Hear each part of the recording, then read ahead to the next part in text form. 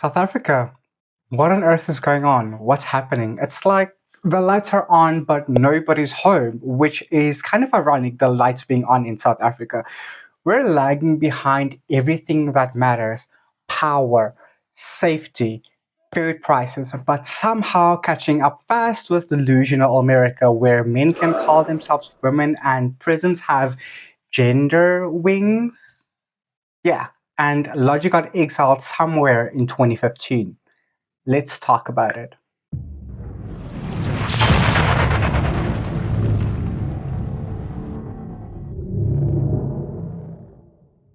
So, the government says that it cannot declare gender based violence a national disaster, but it can declare that a convicted murderer deserves taxpayer funded hormone therapy.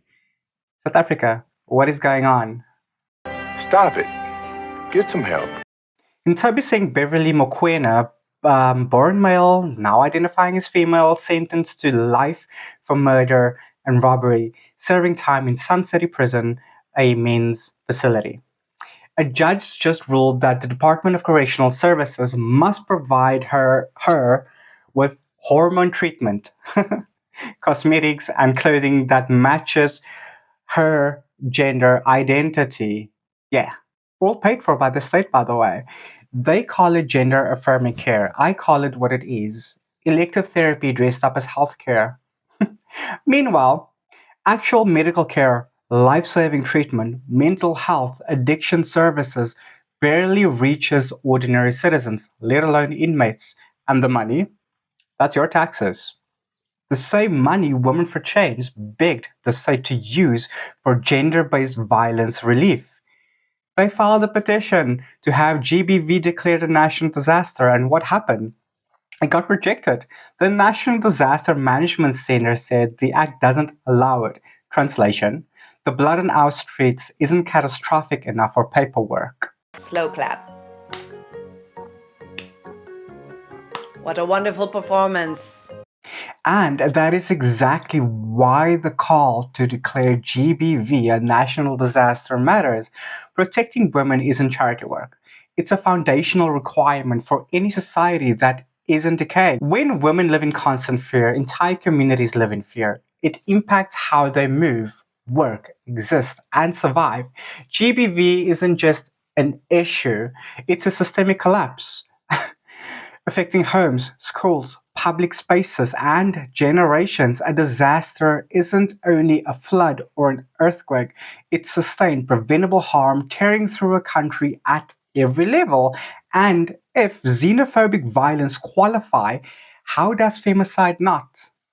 South Africa's GBV rates aren't just numbers, they are in fact warnings, and ignoring them isn't neutrality, it's negligence.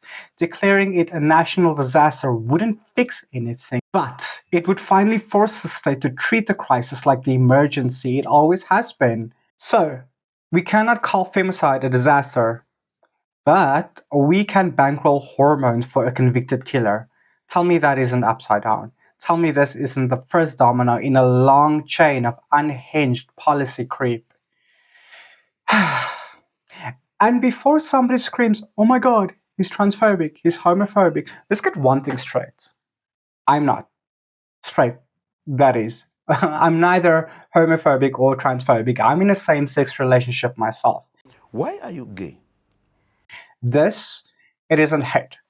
It's clarity.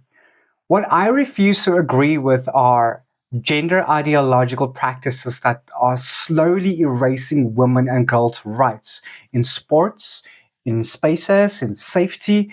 And you know what? The IOC finally got something right. Women's sports at the Olympics will remain female-only categories, which is freaking amazing. A good win for common sense. You have to be a biological woman to compete. That is not discrimination, that's fairness. Because when you destroy the boundary between male and female categories, you destroy the reason women's sport exists. That decision isn't just policy, it is sanity. Thank God.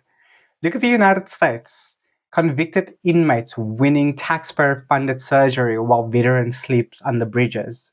Look at the UK. The Isla Bryson case, where a male offender was sent to a women's prison.